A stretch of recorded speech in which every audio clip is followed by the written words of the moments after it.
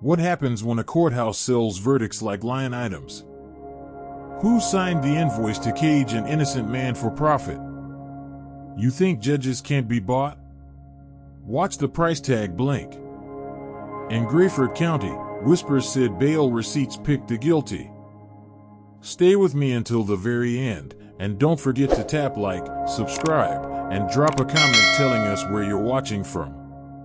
Because what follows puts power on trial. Grayford County's courthouse looked like granite honesty, pillars, flags, and a bronze eagle that never blinked. Inside, public defender Elena Mora met Marcus Dwyer, a body shop owner arrested after a parking lot scuffle he didn't start. Bail, $50,000. Judge Lenora Pike signed quickly, eyes already on the next case. Marcus couldn't pay. Steel doors closed. District Attorney Victor Hale called Marcus a flight risk with violent tendencies. He waved a mugshot from an old bar citation that never became charges. Elena objected, irrelevant, prejudicial. The gallery murmured, the judge shrugged. Outside, a bail bondsman from Apex Surety, Nate Kilgore, slid Marcus's sister a card, 10% and a promise. She couldn't afford even that. Elena found the arrest report then, 2 lines, no independent witness, no mention of the security camera mounted over the lot. When she requested footage, Officer Tara Boyd said the convenience store system wasn't working. Elena pressed, the records clerk wouldn't meet her eyes. Meanwhile, Hale announced media charges, community safety requires firmness. Headlines echoed him, not facts. Marcus lost his biggest restoration contract because he might be unavailable. His shop's landlord demanded a double deposit. Apex Surety called Elena twice, just checking if your client's family wants options. In the holding unit, Marcus learned about pay-to-work shifts. Private vendor Argus Custodial offered cleaning jobs that reduced canteen fees if detainees signed away future claims. Marcus refused. Pressure mounted. Elena filed a motion to reconsider bail, citing community roots and lack of prior convictions. Judge Pike set a hearing, then advanced it without notice. Elena arrived breathless to find the docket closed, motion denied. Hale smirked. Marcus's shackles scraped the floor like a verdict already spoken. And then, the clerk slipped Elena a folded, unsigned note. The note named a cashier at Apex, Ruth Delgado. It listed dates beside initials, LP, VH, and K. Elena met Ruth after midnight at a laundromat humming with empty machines. Ruth's hands trembled. It's not just bail, she whispered. There's a pool. Cases with certain judges earn bonuses. They tag defendants high yield. Marcus has a star. Ruth showed Elena photocopies of deposit slips, cash movements on days Judge Pike set unusually high bails. One memo read Community Assurance Initiative. Another contained a routing number to Halcyon Civic PAC, registered to a former law partner of Hale. Elena recorded everything, timestamped it, and backed it up twice. For the first time, she felt the stone building shake. Elena subpoenaed Apex records. Apex filed to quash, citing trade secrets. Hale joined, calling it a fishing expedition to smear hard-working community partners. Meanwhile, Officer Boyd filed a new declaration. Marcus allegedly threatened her in the hallway.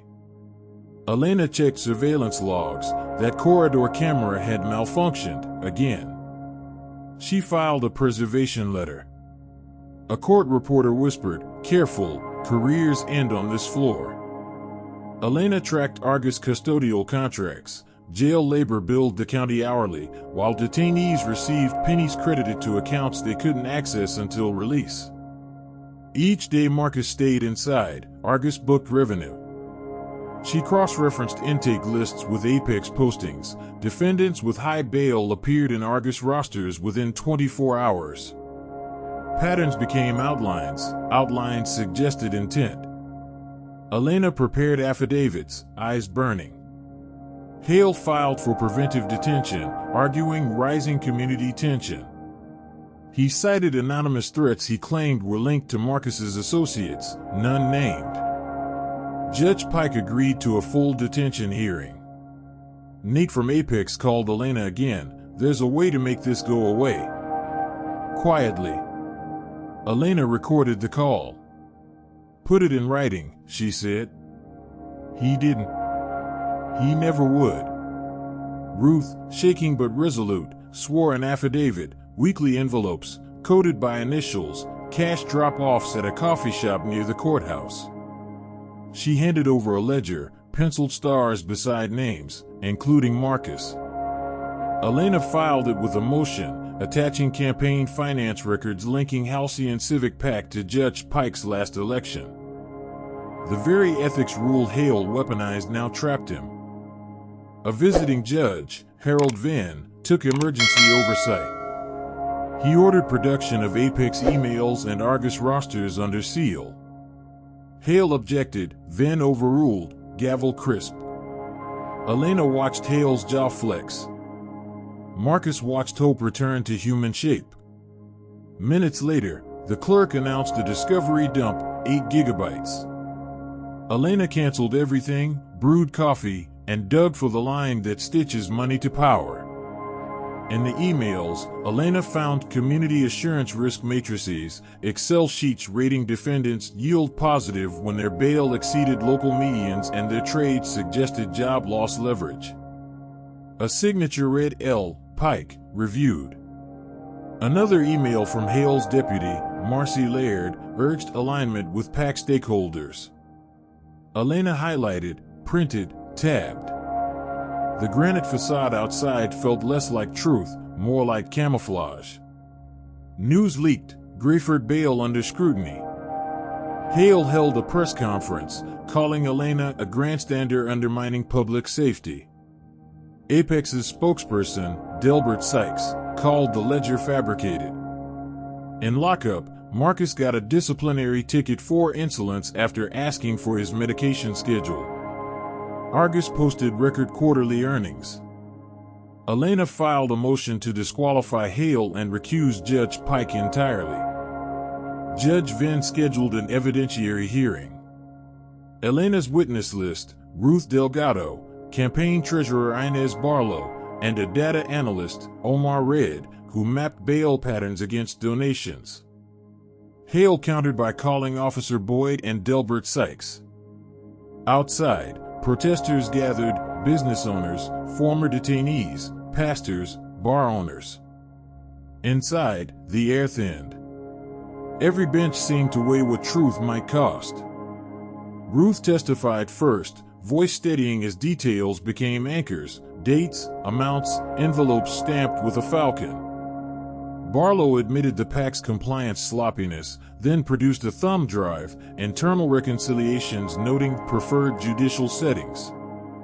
Omar showed charts, spikes in high bail weeks before PAC disbursements. Hale objected, speculative. Then leaned forward. Speculative becomes probative when patterns harden into trails. Officer Boyd took the stand, repeating her hallway threat story. Elena asked about the broken camera, Boyd shrugged. Elena introduced maintenance logs, the camera was fully operational. Then Elena played the hallway video, Marcus silent, eyes down, guards chatting. Boyd paled. Elena paused the frame, Boyd accepting a phone call from Nate Kilgore outside chambers. One detail had always lived there, unnoticed, unblinking. Elena called Nate. Subpoenaed texts lit the screen, LD wants stars, big numbers today. From a saved contact VH Nate claimed LD meant ledger, VH meant verified holds. Elena asked, why meet Officer Boyd outside chambers? He floundered, counsel conferred. Then demanded answers. The gallery leaned forward, breath collective, heavy.